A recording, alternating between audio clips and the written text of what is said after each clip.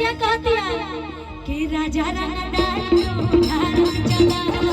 गोले में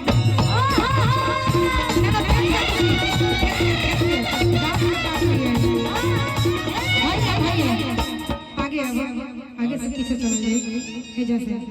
कि राजा रंगदार तू अरे भारत चला खुशी राजा रंगदार तू भारत चला भले में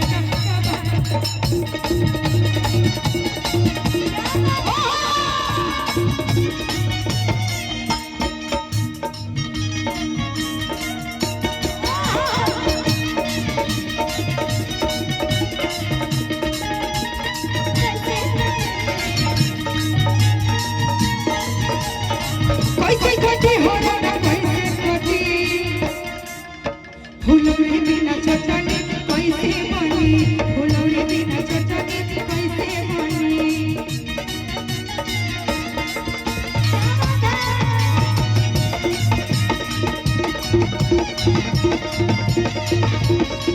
लेकिन हम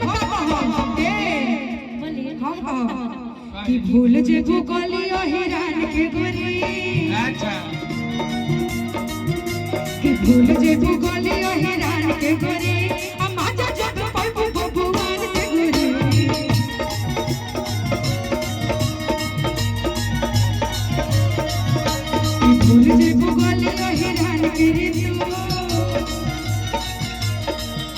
कि भूल जे गलियो होई बुढ़ऊ के रे सुनो तो प्यार जब पाइबो पूरा समाज से भी तो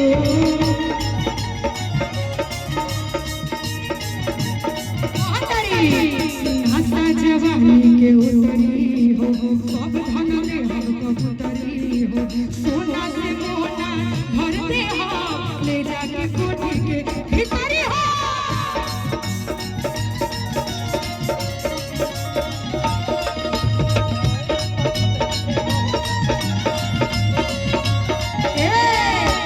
के उतरी हो सब सुख दे हम कबूतरी हो सोना से मोना भरते हो ले जाके कोठी के भीतरी हो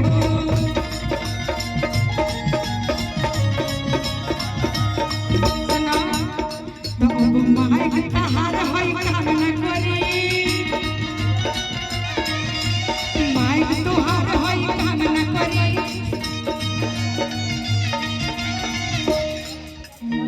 तो पूरा प्यार मिली बबुआन से गोरी